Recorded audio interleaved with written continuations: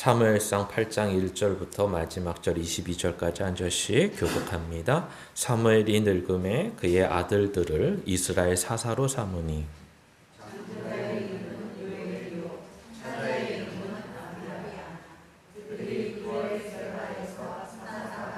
그의 아들들이 자기 아버지의 행위를 따르지 아니하고 이익을 따라 뇌물을 받고 판결을 굽게 하니라.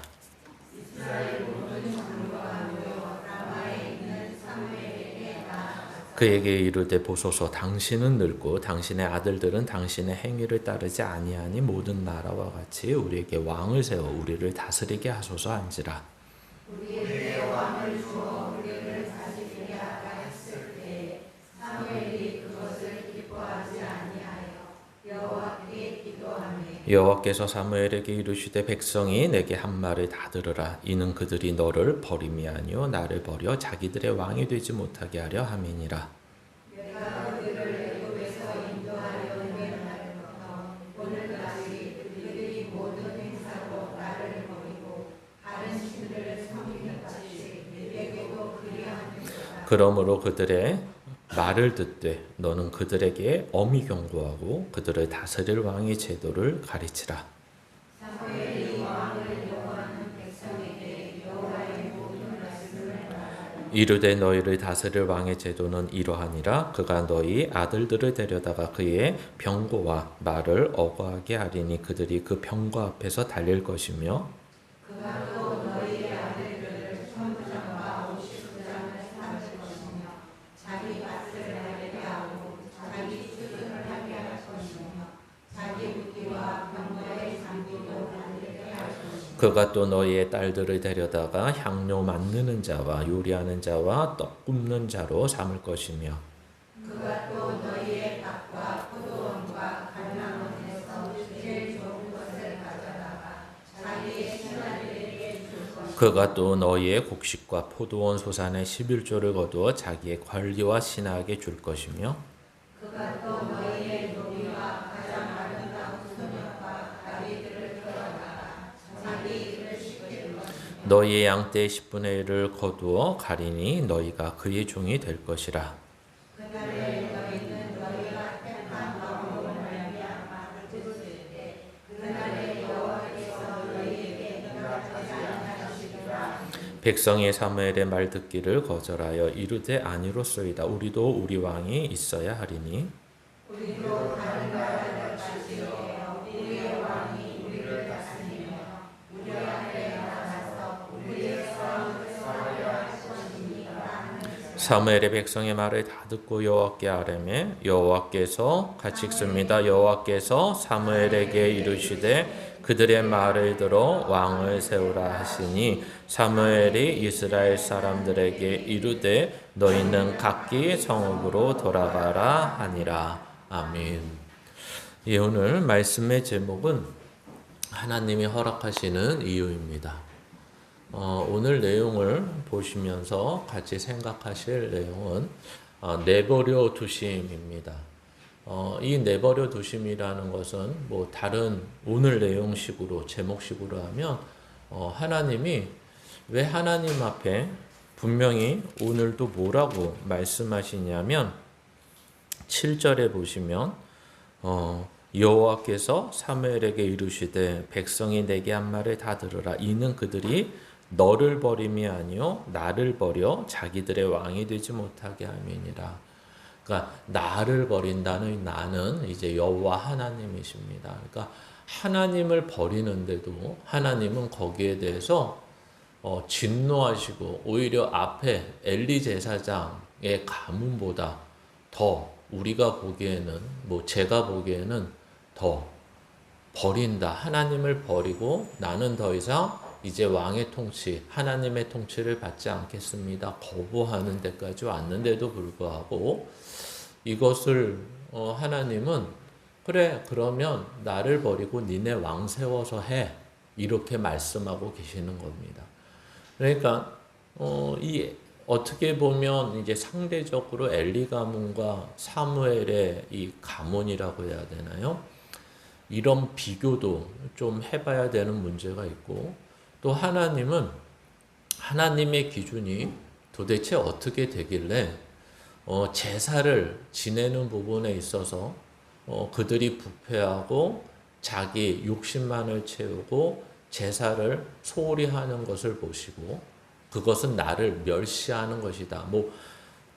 제가 이해할 때는 멸시하는 거나 버린 거나 별로 그렇게 차이가 없는 것 같은데 왜 어떤 가문은 징벌과 책임을 묻고 또 거기에 대해서 이스라엘의 언약궤 문제에서도 큰 책임을 묻고 그러나 지금 이 이스라엘 백성들이 하나님을 버렸다라고 하나님은 표현하시는 정도에서는 왜 이 뒤에 내용이 어떤 징벌이나 교훈을 주기 위해서 징계하는 모습이 아니라 오히려 왕을 허락하시고 그 허락하신 왕에 대해서 제한을 주시고 제한이라기보다도 그 왕의 제도에 대해서 오히려 부정적인 표현들을 하시며 그럼에도 불구하고 이스라엘 백성 너희들은 이 왕의 제도를 취하겠느냐라고 오히려 안내까지 해주시는 하나님의 모습을 보게 됩니다.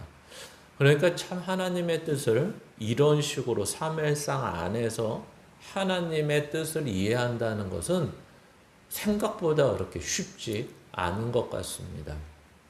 그렇기 때문에 우리는 이러한 내용들을 보시면서 하나님은 어느 때는 그렇게 자비와 긍휼과 인애가 풍성하시고 깊고 넓으시고 또 어느 때는 절대 용납하지 못하는 어떠한 일이 있느냐를 그러므로 우리는 알아가야 된다는 게 성경이 이야기하는 것입니다.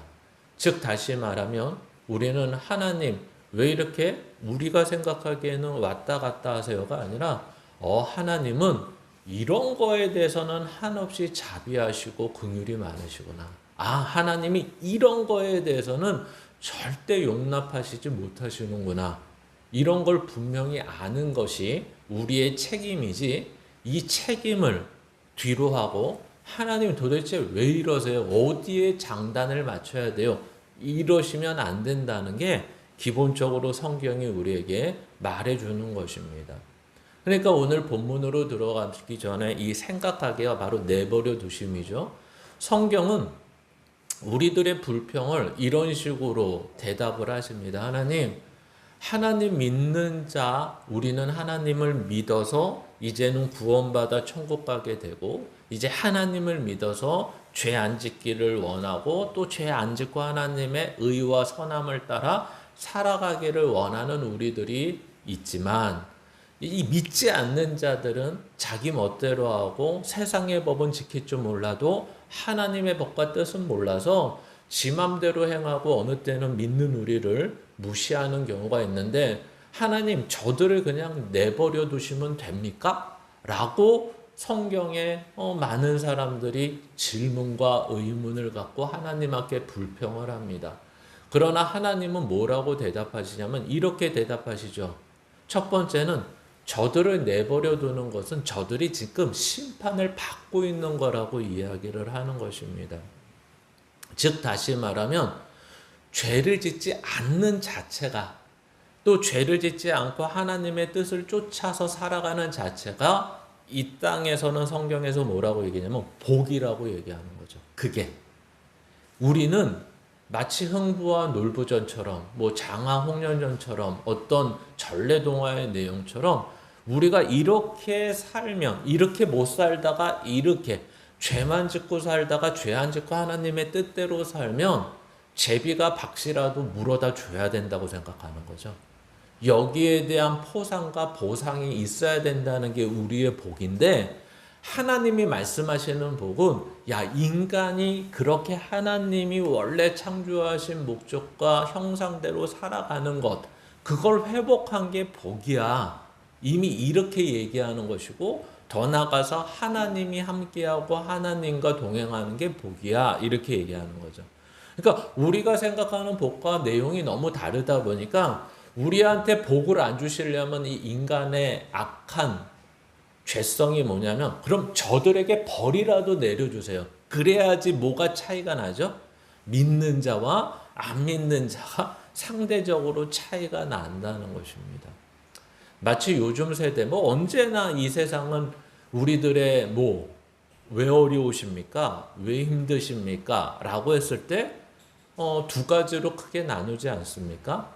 주관적이고 직관적이고 절대적인 어려움이 있죠. 배고파서 너무 힘들어요. 먹을 게 없어서 힘들어요. 쌀독에 쌀이 없어서 힘들어요. 이제 통장에 잔고가 없어서 힘들어요. 이거는 실제적인 세상에 살 때 절대적인 겁니다. 그렇죠? 절대적인 빈곤이라고 얘기하죠. 그러나 요즘에 우리 세대에서는 절대적인 빈곤이라는 건 거의 보기 힘듭니다. 그렇죠? 대부분 어떤 빈곤이죠? 상대적인 빈곤입니다. 다들 저렇게 사는데, 다들 해외여행 가는데, 다들 저렇게 먹고 사는데, 다들 이러는데 왜 나는 삼시세끼 풀만 먹고 살아야 됩니까? 이런 식인 거죠. 왜 나는 맨날 국내 여행만 가야 됩니까? 왜 나는 이래야 됩니까? 저래야 됩니까? 이게 상대적이지 않습니까? 그러니까 성경은 인간의 죄성을 항상 이런 식으로 표현하는 겁니다. 인간은 절대적인 어떠한 것을 주어도 항상 인간의 죄된 본성과 생각은 상대적인 걸 생각하는구나. 자기가 무엇을 가졌는지, 자기의 정체성이 무엇인지, 자기가 자기에게 주어진 게 어떤 복들인지를 생각을 안 하고 항상 비교하고 항상 상대적으로 평가하는 게 아예 몸에 배었구나, 이렇게 되는 거죠. 그래서 금방 앞에서 설명한 것처럼 이 내버려 두심이라는 것은 오히려 안 믿는 자에겐 심판인 것이고, 믿는 자에게 내버려 두심은 어떤 의미겠어요? 오늘 제목처럼 허락이라는 것입니다. 그래, 너 마음대로 해봐, 이 얘기죠. 그러니까 마치 부모가 없는 자식에게 내버려 두는 건 어떤 거예요? 더 어려워질 수밖에 없는 모습일 수도 있지만, 부모가 있고 책임자가 있고 보호자가 있는 자에게 내버려 둔다는 건 진짜 네 맘대로에 내버려둬, 너 이제 네 멋대로 살아, 이런 내용은 아니잖아요. 그러니까 이런 식의 이해를 가지고 오늘 내용을 보셔야 된다는 것입니다. 그래서 오늘 내용으로 들어가면 또 시간이 한번 훅 하고 지나갔습니다. 우리가 지난주에 기랏 여아림이라는 데 언약궤를 놔두고 나서 20년이 훅 지나서 이제 이스라엘 사람들은 겪을 대로 겪은 거죠. 내가 우상을 섬기고 언약궤가 없는 상황 속에서 다른 것을 의지했더니 그렇다고 행복이 오고 그렇다고 침략이 없고 그렇다고 어려움이 없는 게 아니더라. 그래서 다시 한번 하나님을 찾는 동시에 이제 사무엘이 그냥 찾으면 안 돼. 이제 너희들은 하나님을 다시 한번 제대로 섬기려면 우상을 버리고 회개해야 돼. 그리고 하나님 앞에 나가야 돼. 그리고 하나님이 보여주신 것이 뭐죠? 너희들이 말하는 세상에서의 복을 또는 세상의 방법대로 세상은 돌아가는 게 아니야. 하나님의 방법이 있고 하나님은 주관자야. 이 세상의 방법 위에 계시고 이 세상의 방법에 간섭하고 관여하실 수 있는 분이야 라는 것을 블레셋과의 전투에서 큰 우레소리로 승리하는 모습을 보여주는 것입니다. 그러면 어떻게 돼야 될까요? 우리가 분명히 미스바 성회를 통해서 이제 하나님만 섬기겠습니다, 다른 우상은 버리겠습니다 얘기했고, 버리는 것으로만 끝나지 않고 이제 하나님의 뜻대로 살겠습니다 라고 했다면, 그리고 성경은 약속을 분명히 하죠. 사무엘이 사는 날 동안 더 이상 블레셋의 침략, 다른 나라의 침략, 아모리의 침략 전혀 없을 것이고 평화가 깃들 것이다. 그러니까 이제 사무엘이 기랏 여아림에서 20년이 지나고 오늘 내용을 봤더니 몇 년이 지났다는 내용은 없고 이제 사무엘이 늙어로 시작을 하는 겁니다. 아마도 이 시간은 또 한 번 20년 내지 30년이 흘렀던 것 같습니다. 이렇게 정확한 나이는 없고 연도는 없지만 대충 이렇게 측정을 해보면 지금 사무엘의 나이는 50대 아니면 60대 정도 된 것입니다. 근데 이걸 과연 늙었다고 하기는 요즘 시대로 보면 어려운데 우리가 조선 시대로 따지면 5, 60대는 다 죽을 나이입니다. 그리고 지금 3,000년 전 얘기를 하는 거니까 이 시대는 오래 산 사람들은 뭐 예를 들면 엘리, 이 앞에서 같은 세대에 살았던 엘리는 몇 살에 죽죠? 98살에 죽습니다. 그러니까 5, 60대가 늙은 건 맞죠. 만약에 우리나라 지금 현재로 하면 65세가 늙었습니까? 안 늙었습니까? 근데 혜택을 주잖아요. 늙었다고. 그렇죠? 표현은 애매하지만 늙었다. 여기서 늙었다라고 표현하니까 그냥 그렇게 하는 것입니다. 그러니까 우리에게 노인은 65세잖아요. 이렇게 뭐라고 해야 되네? 세상의 법상으로는 65세가 되는 것입니다. 근데 이제는 현실에서는 그걸 늙었다, 노인이다 말하기는 어려운 것처럼, 근데 분명한 거는 아이들이, 이 사무엘의 아이들이 장성했다는 것입니다. 그 장성한 아이의 이름이 요엘과 아비야인데, 요엘이라는 것은 요라는 것과 엘이라는 말이 합쳐진 거죠. 여호와는 하나님이시다라는 말이고, 아비야라는 것은 아버지고, 야는 여호와는 나의라는 말이죠. 그러니까 여호와는 나의 아버지십니다라는 이름으로 따지면 굉장히 경건한 이름을 가진 자녀들입니다. 근데 이제 문제가 발생을 합니다. 그러니까 사람들은 아는 거죠. 앞에서 금방 7장에서 설명한 것처럼 사무엘이 사는 날 동안, 그러니까 사무엘이 늙었다는 건 어떤 의미죠? 이제 이 평화가 깨질 것 같은 이제 시간이 왔다라는 것입니다. 사람들의 마음속에서는. 그러니까 문제는 뭐죠? 사무엘은 늙고 후임자가 필요한데 사무엘은 이미 사사로 자기의 후임자를 세워버렸어요. 그게 누구죠? 자기의 두 아들입니다. 이름으로 봐서는 굉장히 경건한데 오늘 성경의 내용으로 봐서는 어떻죠? 그는 어떤 사람이라고 평가를 하냐면 이렇게 평가를 하는 것입니다. 3절 한번 보시겠습니까? 8장 3절 다 같이 읽습니다. 시작. 그의 아들들이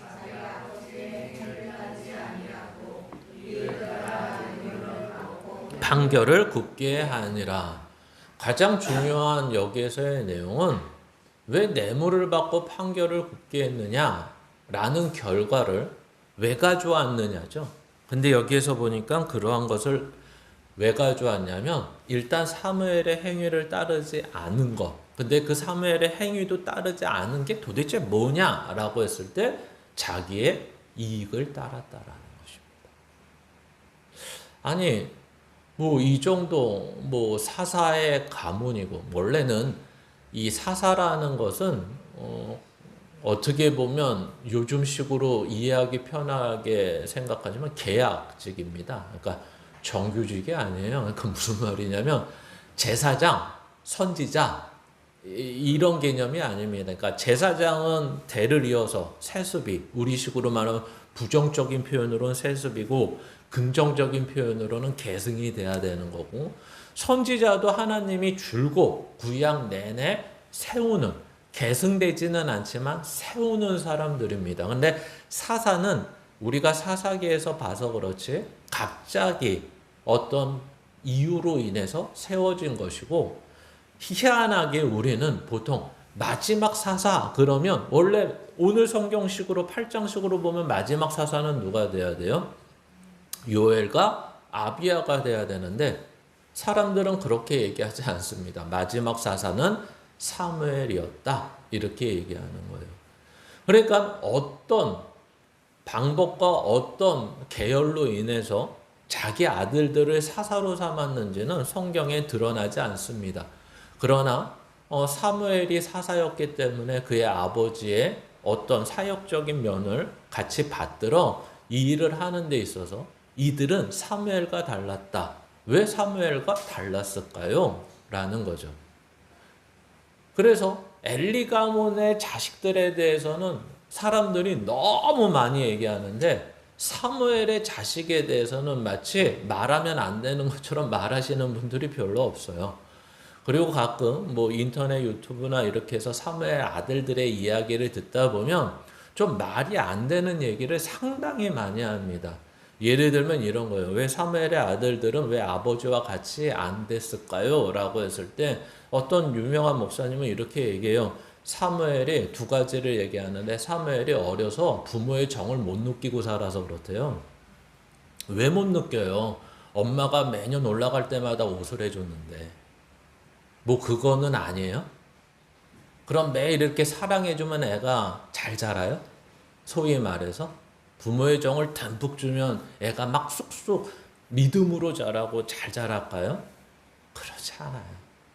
그리고 두 번째는 사역이 너무 바빠서 내 지역을 돌아다니면서 사역했거든요. 라마, 부엘세바 이렇게. 그래서 자식들이 제대로 못 자랐다는 거예요. 그렇지 않아요. 그러면 거꾸로 사무엘은 엄마 없이 아빠 없이, 그것도 엘리의 이 죄악된 가문에서 자랐으면 사무엘은 어떻게 돼야 돼요? 엘리보다 더 해야죠. 그렇죠? 엘리의 아들들이 고기만 건져 먹었으면 아예 황소를 집에서 키워야지. 야, 그거 태우지 말아라. 아깝다.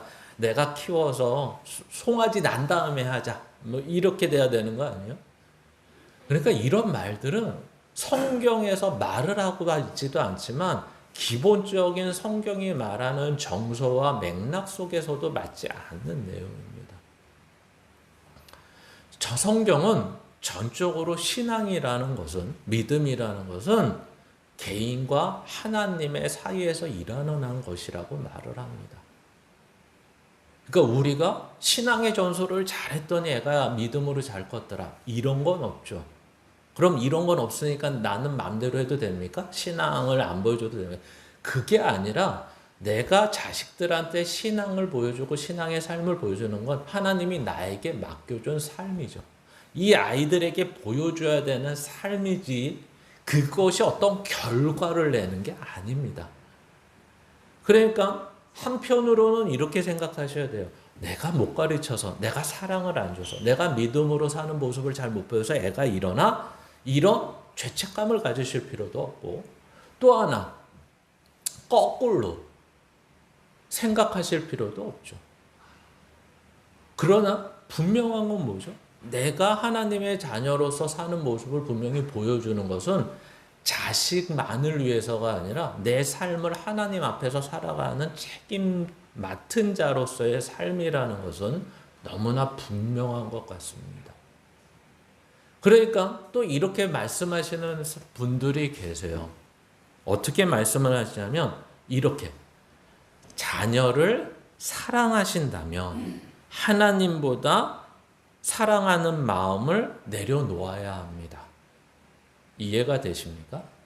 자녀를 사랑하시고 자녀가 잘 되기를 원하신다면 하나님보다 더 사랑하는 마음을 내려놓으셔야 됩니다.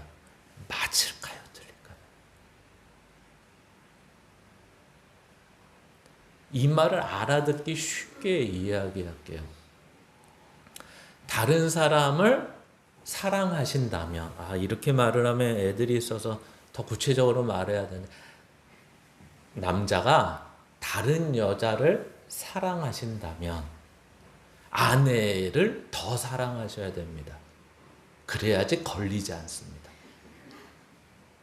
이해가 되세요, 이 말은? 네? 다른 여자를 사랑해서, 이 여자를 사랑해서 너무 애지중지하고 싶고 뭐 어떻게 하고 싶으면 괜히 아내를 미워하시면 안 되고 아내를 더 사랑하셔야지 이 관계가 계속 좋아지고 이 여자가 잘 됩니다. 그러면 아내를 사랑하는 이유가 뭘까요? 더 사랑하는 이유가 이 여자 때문 아닙니까? 그러면 이 여자는 행복합니까? 와, 이 여자가 가서 얘기하는 거예요. 야, 너가 사랑받는 이유가 뭔지 알아? 나 때문이야, 나 때문에. 너 나 없으면 벌써 어떻게 됐어요? 쫓겨났어. 이런. 이게 얼마나 무서운 말인지 아시겠죠? 결국 자녀가 잘 되고 자녀를 사랑하기 때문에 뭐 하는 거예요? 하나님을 더 사랑하는 방법이 되는 거예요. 근데 이 말을 아무렇지도 않게 목사님들도 쓰시고 아무렇지도 않게 써요. 이게 얼마나 무서워. 하나님을 뭐밖에 안 써요. 방법으로밖에 안 써요. 수단으로밖에 안 써요. 이렇게 돼서 크게 망한 데가 어디예요? 이 이스라엘의 언약궤 사건이잖아요. 하나님을 수단과 방법으로만 쓰니까 하나님이 어마어마하게 노하세요. 야, 그러는 건 아니야. 야, 네 새끼 더 잘해달라고? 네 새끼 더 사랑해달라고 나를 사랑해? 그러면 너 자식하고 상관없으면 어떡할 건데? 그럼 너 자식을 안 되게 하고 힘들게 하면 나 미워할 거야? 하나님 때문이라고 할 거야? 이런 얘기랑 똑같은 거예요. 그러니까 이런 자식에 관한 얘기를 조심해서는 이야기해야 되지만 팩트는 분명하게 알고 계셔야 돼요. 내가 자식한테 믿음의 본을 보여야 되는 것, 내가 자식을 위해 기도해야 되는 것, 자식을 사랑하는 것, 이건 다 나에게 하나님이 맡겨주신 책임으로서 해야 되는 일들이지, 하나님보다 자식을 더 사랑하면 어떻게 된다고요? 엘리 집안처럼 된다고요. 분명히 성경이 얘기하잖아요. 엘리 가문의 엘리의 잘못 중에 하나가 뭐예요? 하나님보다 자식을 더 사랑했음이라 라고 말하는 거예요. 이 얘기가 지금 드린 말씀인 것입니다. 그러니까 사무엘의 자녀 중에는 이런 자녀도 있지만 성경적으로 보면 나중에 사무엘의 가문에서는 다 이런 애들만 나오지 않아요. 하나님을 찬양하는 한 지파는 아니고 한 책임을 맡은 자들이 나오기 시작합니다. 그러니까 이런 아이들만 지속돼서 나오거나 엘리 가문에서도 그런 홈리와 비느하스 같은 애들만 지속적으로 나오지 않아요. 나중에 다윗 왕조 때 엘리 가문의 제사장으로 있는 아비나답이나 여러 사람들이 등장을 합니다. 그 사람들은 제대로 신앙생활을 하고 제사장의 역할을 합니다. 그러니까 철저하게 아이들에게 가르쳐야 되는 것은 나를 본받으라가 아니라 하나님을 알아야 되고 하나님의 은혜가 있어야 된다라는 것이 제일 중요합니다. 오늘 본문하고는 별 상관없는 거에 너무 열을 냈는데, 오늘 본문하고는 상관 있는 얘기는 딱 하나입니다. 이 자식들의 모습, 지금 어떻게 보면 지도자급에 있는 자들의 모습 속에서 가장 문제가 됐던 거는 뭐라고 설명하고 싶은 거예요? 자기의 아들들이 이익을 따랐다라는 것입니다. 그러니까 슬슬 어떤 게 생각이 나는 거예요? 하나님을 믿고 하나님의 일을 하면 복받는 내용을 뭐라고 생각하기 시작한 거죠? 아까 말한 것처럼 이 자체가 복이라고 생각하지 않고 이것을 했으니까 뭐가 있어야 된다고 생각한다고요? 보상과 포상이 주어져야 된다고 생각을 하는 것입니다. 이게 우리들뿐만 아니라 이 시대 죄된 본성을 가지고 있고 이 땅에 발을 밟고 사는 사람들은 다 있다는 거예요. 왜 그럴까요? 그거는 앞에 엘리 제사장의 가문은 자기 사욕을 채우려고 했지만 여기서는 자기 사욕의 문제가 아니라 인간의 죄된 본성의 문제라고 설명하는 것입니다. 여러분, 뭔가 열심히 했을 때 거기에 대한 보상이 있기를 원하지 않으십니까? 그냥 이 자체가 보상이고 내가 이렇게 베풀 수 있고 내가 이렇게 섬길 수 있고 내가 이렇게 해서 이 자체가 나에겐 큰 복이네, 이렇게 하면서 사시는 사람들은 누구밖에 없을까요? 제가 볼 때는 큰 죄를 지은 사람밖에 없습니다. 큰 죄. 남의 거 훔치고 남을 죽여서 자기 걸로 채우고 했다가 예수님 믿고 나서 내가 이제 어디 가서 봉사를 할 수 있다고? 내가 어디 가서 내 돈을 쓰면서 섬길 수 있다고? 자기가 놀라는 거죠. 야, 이런 변화가 나한테 있다고? 야, 이거는 헛짓거리고 이거는 생각 없고 어떻게 자기 돈을 남한테 써?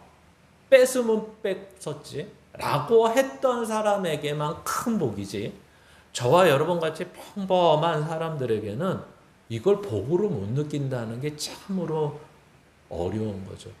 근데 문제는 뭐라고요? 복으로만 못 느끼는 게 아니라 오히려 뭘 요구한다고요? 보상을 요구한다는 것입니다.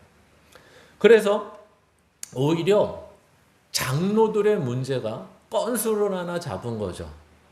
여러분 상식적으로 생각해 보시면 장로들이 이제 사무엘이 늙었어요. 그리고 아들 사사들은 뭐 개판이에요. 그러면 장로들이 나서서 뭐라고 얘기해야 될까요? 사무엘, 당신이 이제 늙고 언제 죽을지 모르니까 우리에게 당신 아들들의 모습을 봐도 당신이 알지 않습니까? 그러니까 하나님께 기도해서 우리에게 새로운 사사를 주십시오. 이래야지 맞는 거 아닙니까? 원래? 상식적으로. 그러니까 마치 이런 거예요. 지금 대통령제를 쭉 하다 보니까 우리나라 대통령은 그만두면 다 감옥 가네. 이거 문제가 너무 많아.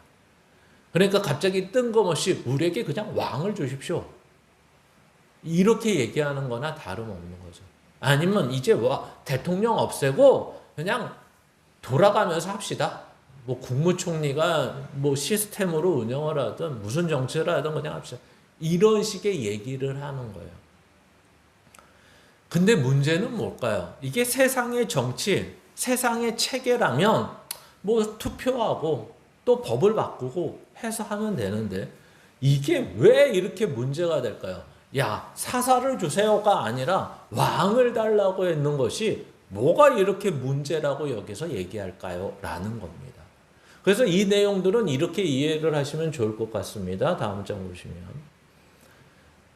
우리는 아까 길게 설명했지만 이익을 위해 사는 자들이라는 것입니다. 그러면서 왕을 요구한 이유 중에 하나가 한번 봐보시겠습니까? 7절입니다. 여호와께서 사무엘에게 이르시되 백성이 내게 한 말을 다 들으라. 이는 그들이 너를 버림이 아니오노 나를 버려 자기들의 왕이 되지 못하게 함이니라 라고 말하는 것입니다. 이러한 말들은 이방 나라처럼 왕의 통치를 받고 싶다는 것입니다. 근데 하나님께서 7절을 이렇게 얘기한 이유가 뭘까요? 오늘 본문 20절로 가보겠습니다. 우리 함께 8장 20절 함께 읽겠습니다. 시작. 우리도 다른 나라들 같이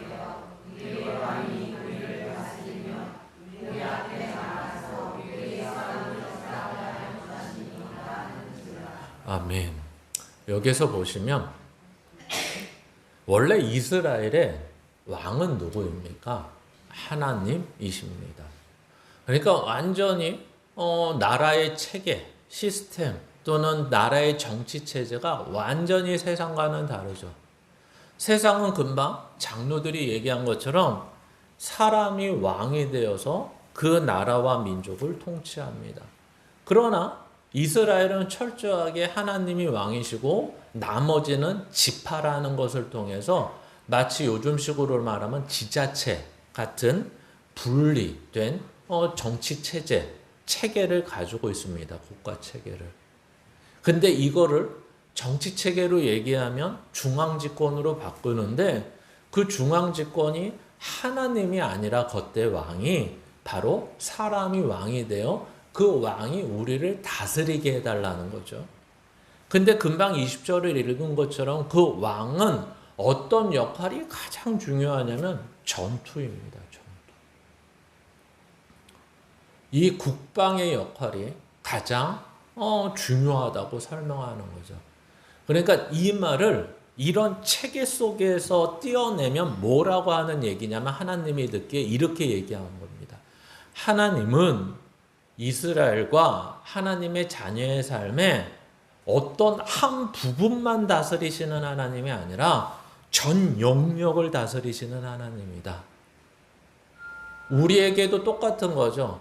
그 하나님은 전 영역을 다스리는 하나님이라면 우리에게도 신앙이라는 한 영역 속에서만 하나님이 계시는 것이 아니라 우리의 삶 전부, 우리가 가정에 있거나 우리가 뭐 직장에 있거나 학교에 있거나 내가 있는 모든 전 영역에서 하나님은 나의 왕이 되셔야 됩니다 라는 말과 똑같은 이야기입니다.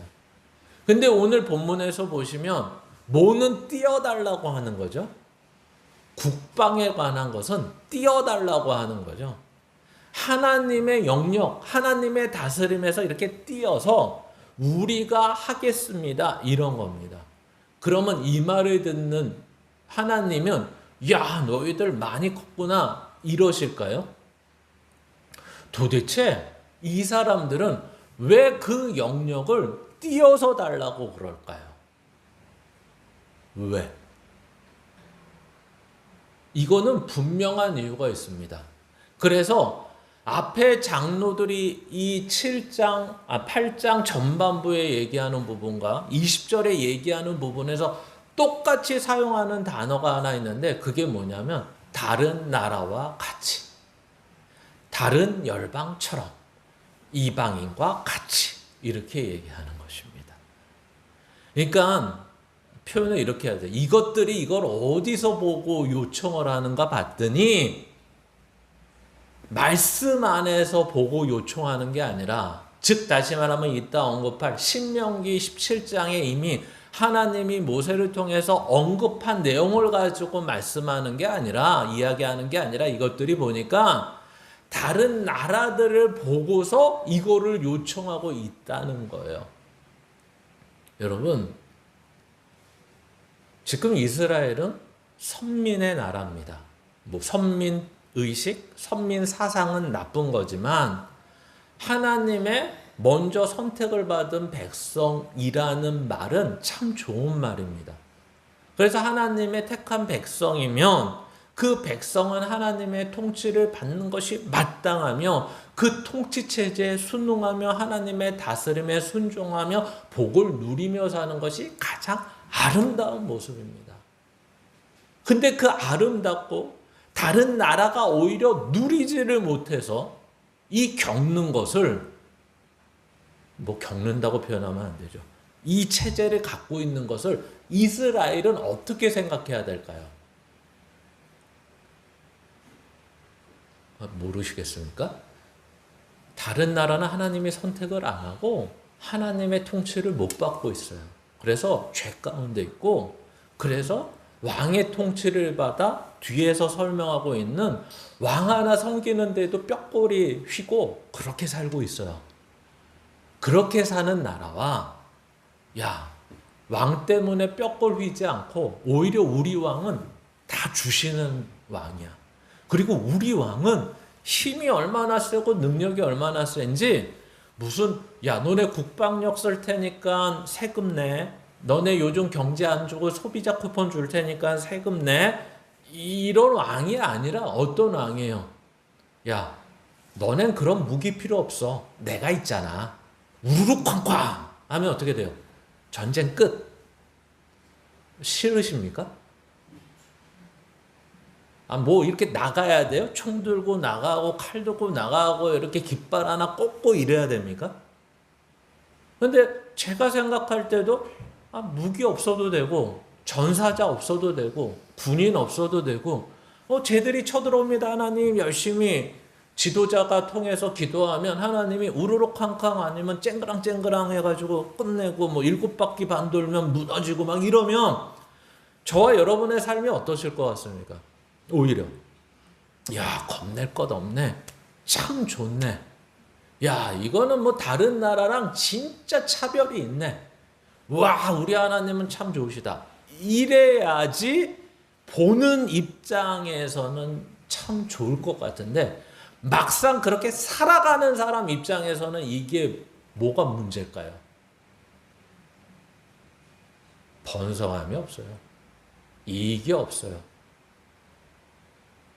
다른 나라처럼 그렇게 하면 뽀대도 나고 번성하고 우리한테 돌아오는 것도 있고, 근데 이건 하나님이 다 해버리시니까 어떻게 해요? 어느 때는 전리품도 어떻게 하래? 가져오지 말래. 다 죽이래. 나중에 사울에게 보니까 너네 그 나라 가서 이길 건데 아말렉 전투에서 이겨도 하나도 가져오지 말고 그 어린 양까지 그냥 거기에서 생명이라는 건 다 싹 죽이고 그래. 전리품은 가지고 오지 말래. 그러니까 사울 왕이 어떻게 해요? 머리를 쓰죠. 기가 막혀요. 그런 데는 우리들은 머리 진짜 잘 써요. 뭐라고 하고 핑계를 대요. 하나님 앞에 제사 드릴 것만 좀 남겨놨대요. 하나님께 제사 드릴 것만. 멀쩡한 것만, 좋은 놈만 내가 나가지려고 한 게 아니라 하나님 드리려고 했다고. 그랬더니 하나님이 야, 너 생각이 있구나 이래요? 그러지 않죠. 넌 끝이야. 이런 거예요. 넌 끝이야. 오늘부터 해고, 즉위, 해제 뭐 이렇게. 그러니까 이것을 보시면 어때요? 하나님을 믿는다는 것에 인간의 생각과 하나님의 생각은 너무 차이가 큰 거예요. 그러니까 이 사람들은 항상 뭘 보고 있었다는 거예요? 하나님을 향한 내 눈이 가 있지 않고 항상 야, 블레셋은 왜 맨날 우리를 쳐들어올 수 있지? 쟤네는 뭐해? 농사 안 짓고? 그렇죠? 우리처럼 그럼 농사를 지어서 하면 지네도 먹고 살고 우리 침략 안 해도 되는데 왜 지네들은 뭐 하길래 저래? 그랬더니 이렇게 보니까 맨날 군사훈련하고 맨날 무기 개량하고 왕이 근데 그것을 앞장서서 진두지휘하니까 다 되는 것 같고 그리고 이스라엘만 침략하는 게 아니라 단대 침략해서 승리에 입성을 하는 거 보니까 뭐 전리품도 많고 아씨 농사 안 짓고 허리 안 굽혀도 먹고 살 게 많아 보이는 거예요. 어떨 것 같습니까? 여러분 그걸 보면서 찌찌찌 어리석은 것들 열심히 살아서 먹고 살아야지 왜 저렇게 살아? 이럴까요? 아니면 야 저거 괜찮은데? 아니 우리는 기껏 뼈 빠지게 해봤자 쟤네들 와서 한번 싹 쓸어가면 메뚜기 떼가 온 것처럼 없어지는데 열불도 나고 또 쟤네 하는 거 보니까 어려워 보이지 않고 근데 하나님 보고 해달라 그러면 이때까지 하나님이 말씀하신 것처럼 야 애굽에서 나오는 날부터 얘네는 싹수가 이랬다. 나오는 날부터 얘네는 나를 버렸대요. 이게 무슨 말일까요? 그 세상의 번성함, 세상의 부유함, 세상에 쉽게 사는 모습, 세상의 풍성함 이런 것들이 이 사람들에게도 유혹과 미혹이 된 것처럼 저와 여러분에게도 뭐가 된다는 거예요, 그게. 당연히 이 땅을 살면서 유혹과 미혹이 된다는 거예요. 이 얘기를 하고 싶은 거예요.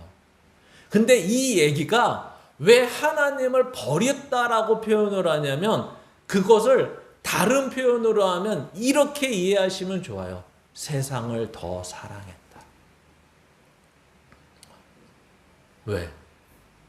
애굽에서 나오는 날 광야 생활을 하면서 이스라엘 백성이 부르짖죠. 하나님 여기 와서 죽이시려고 여기까지 광야 그냥 그때 애굽에서 죽이시지 왜 광야에 와서 물도 없고 식량도 없는 데서 왜 이러십니까? 라고 했더니 하나님이 어떻게 하신다고요? 그래 그럼 너네 먹을 거 주고 물 주면 잘 할 수 있어? 라고 했더니 이들이 뭐라 그런다고요?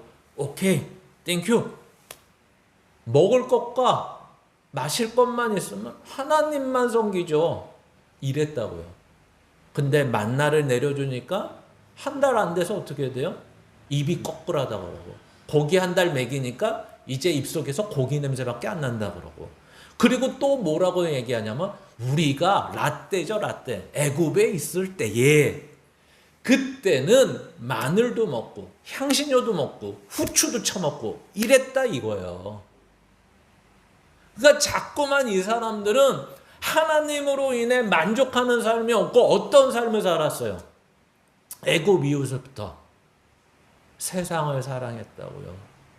아니 하나님이 이런 사람들을 데리고 선택된 백성이며 나의 사랑하는 자녀라고 부르짖는다고요. 여러분은 이런 자녀 키우면 어떠시겠습니까? 뭘 해주면 친구네 집에 갔더니 얘네는 우리는 멕시카노 먹네, 얘네는 BBQ 먹네, 얘는 골든킹을 먹네, 바사킹을 먹네. 우리 집은 이런데 얘네 집은 저렇대. 뭘 해주면 말끝마다 얘가 그러면 뭐라고 할까요? 엄마가 처먹지 말라 그러죠. 원래 그래야 되는데 그래도 먹어봐. 이것도 맛있어. 엄마가 해준 게 더 맛있어. 그건 엄마 생각이고, 그죠? 애는 나가서 삼각김밥 사 먹고 뭐 이런 거. 그러면 속상하실 거 아닙니까? 그죠?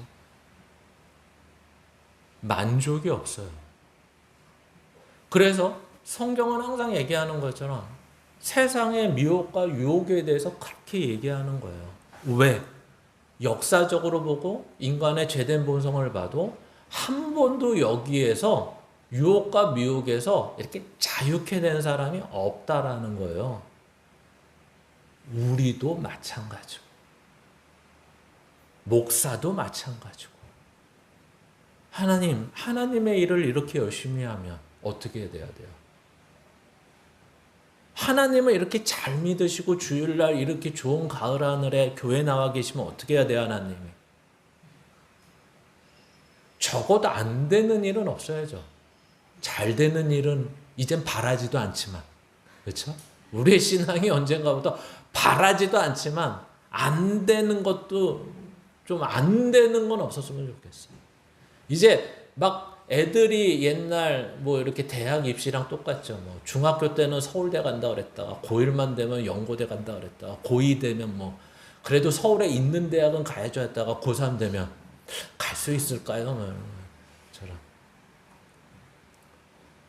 처음에 예수 믿으면 다 잘 된다 그랬다가 하나님이 복 주신다 그랬다가 복 받았다고 난리 쳤다가 한 10년 지나면 있는 것도 안 가져가셨으면 좋겠어 이랬다가 끝에 되면 안 되는 일만 없으면 좋겠어.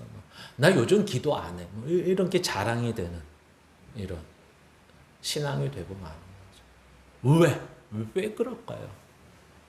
하나님이 주신 게 뭔지 모르고 하나님이 주신 것에 대해 만족하지 못하고 하나님께 요구하는 것에 대해서 우리는 하나님이 뭘 주고 싶으신지를 잘 모르는 이때까지 사무엘상을 보면서 이야기했던 내용들인 것입니다. 그래서 다음 장으로 벌써 넘어가면 그래서 더 넘어가면 어딜 넘어가는 거예요? 앞으로. 그래서 근데 하나님이 어떻게 하시죠? 오늘은 9절까지만 볼 겁니다.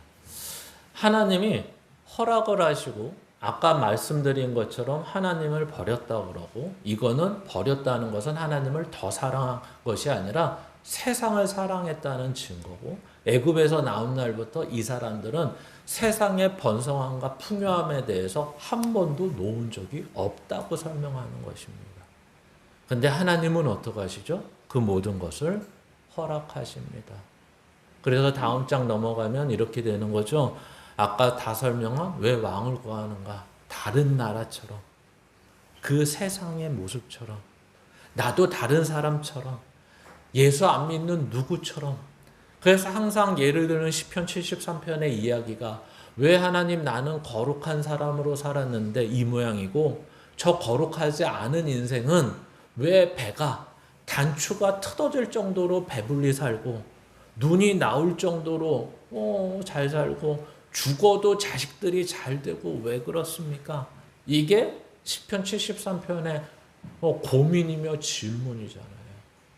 그게 바로 우리는 감추고 있지만 우리 속에 내재된 질문이며 의문 아닙니까? 그래서 왜 허락하시나 그랬더니 이거는 이들의 문제가 아니라 하나님이 이미 신명기 17장 14절 15절에 이들이 나중에는 왕의 제도를 요구할 것이고 그 왕의 제도를 요구했을 때는 허락하는데 이러이러한 단서를 붙여서 허락하겠다고 이미 하신 말씀이 있기 때문에 그렇습니다. 그래서 오늘 말씀의 이해를 통해서 아셔야 되는 것은 허락을 통해 알게 하심이라는 겁니다. 누구를 알게 할까요? 허락을 통해 하나님이 누구신지를 알게 하시기 위해서입니다. 성경은 어떤 교훈을 주는 건 다 이것 때문에 주는 거지 다른 도덕적이나 윤리적인 교훈을 주는 건 없습니다. 그래서 우리가 잘 알고 있는 누가복음 15장의 탕자의 비유를 보시면 다 잘 알고 계시죠? 탕자의 비유는 똑같지 않습니까? 뭐랑 똑같죠? 오늘 얘기랑. 하나님 없이 우리가 알아서 살도록 해주세요. 근데 이 탕자의 비유는 하나 더 나가죠. 아예 죽은 것처럼 아버지 돌아가신 것처럼 생각하고 유산을 주세요. 이겁니다. 그러니까 이 탕자는 더 나쁜 놈이죠. 그렇죠? 어차피 돌아가시면 유산 줄 거 그러면 언제 받아야 돼요? 상식적으로. 돌아가신 다음에 받아야 되는데 이 놈은 어떤 놈이냐면 아주 더한 놈이에요. 주실 거 살아계실 때 그냥 주세요. 그러면 그게 유산이에요? 아니에요? 세금에 걸려요. 증여예요. 그렇죠? 요즘 같으면 걸려요. 증여세를 내야 돼요. 이건 유산이 아니기 때문에. 근데 그때는 세금이 없어서 그렇게 받았어요. 근데 어떻게 돼요?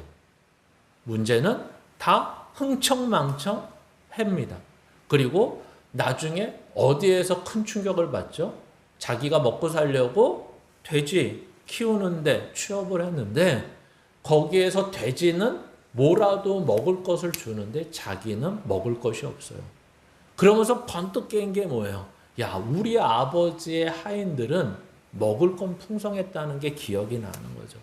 그래서 어떻게 하기로 합니까? 돌아가기로 합니다. 돌아가기로 하는데 이 자식은 굉장히 나쁜 놈인지 알았지만 그래도 양심은 조금 있는 놈이었어요. 뭐라고 생각하면서 돌아가죠?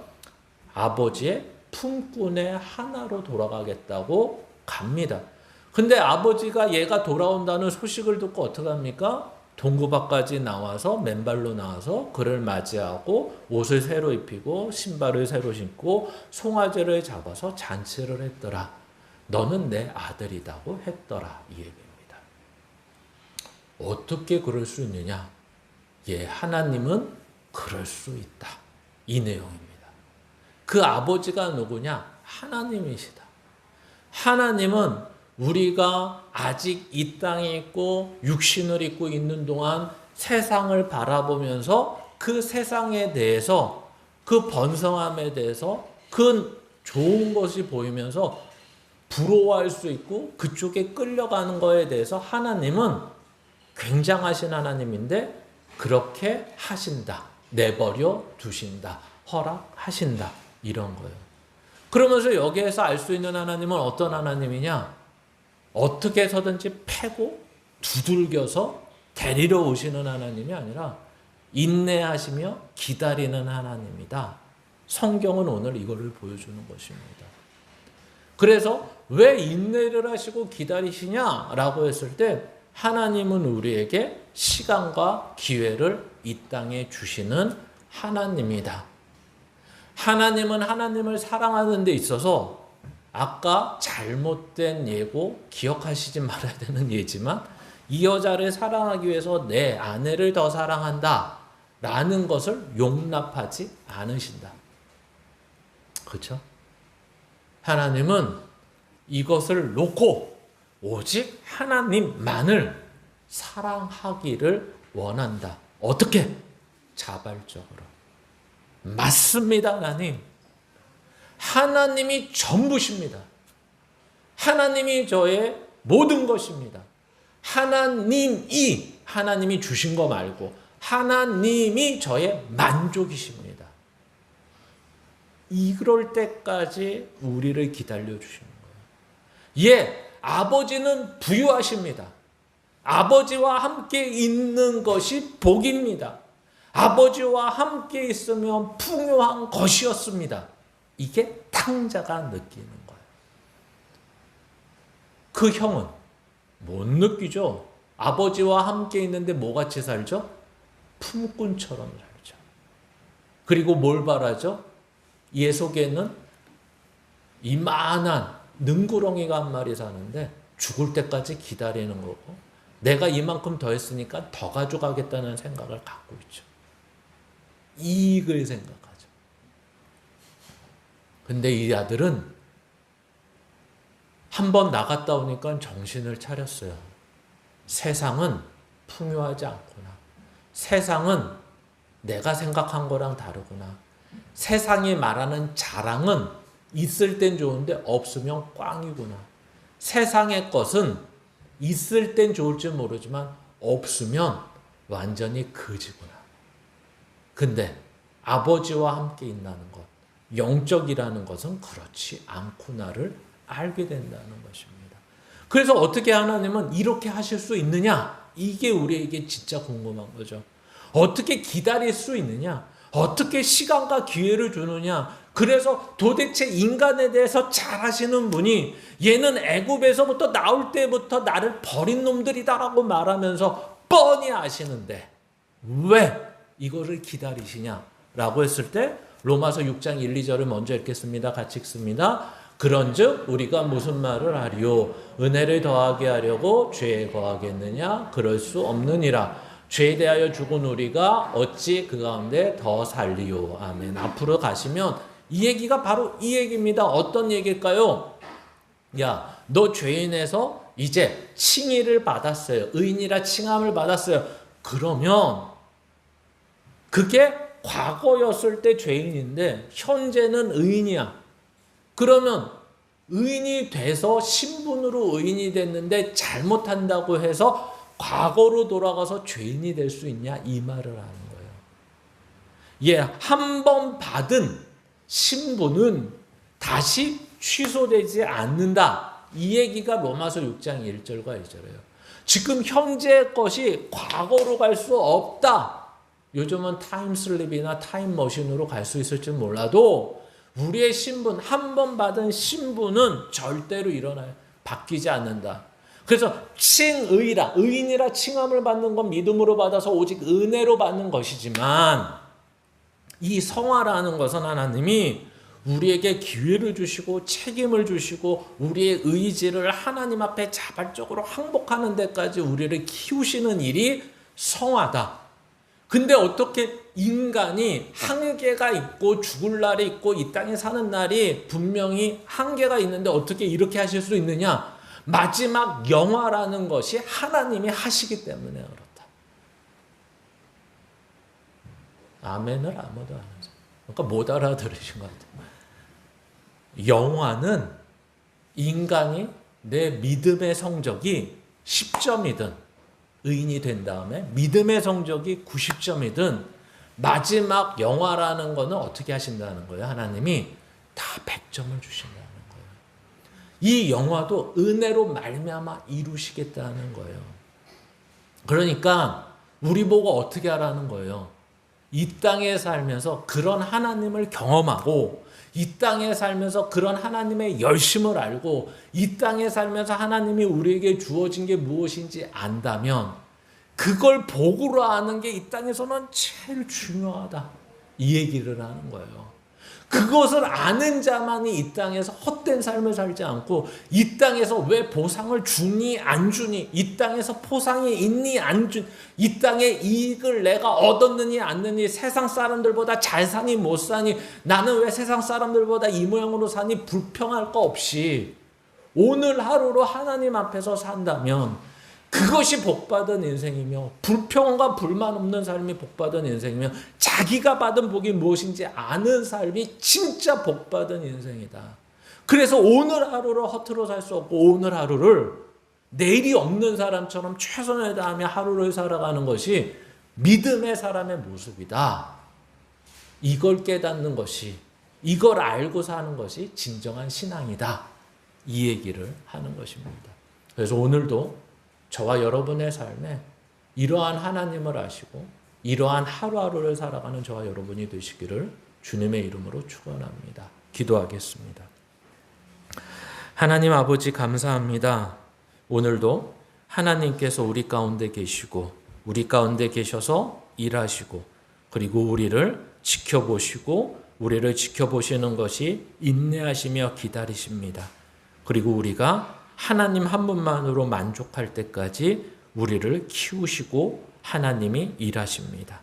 오늘 그것을 아는 우리들이 오늘 하루하루를 믿음으로 살아갈 수 있도록 인도하여 주시옵소서. 예수님의 이름으로 기도합니다. 아멘.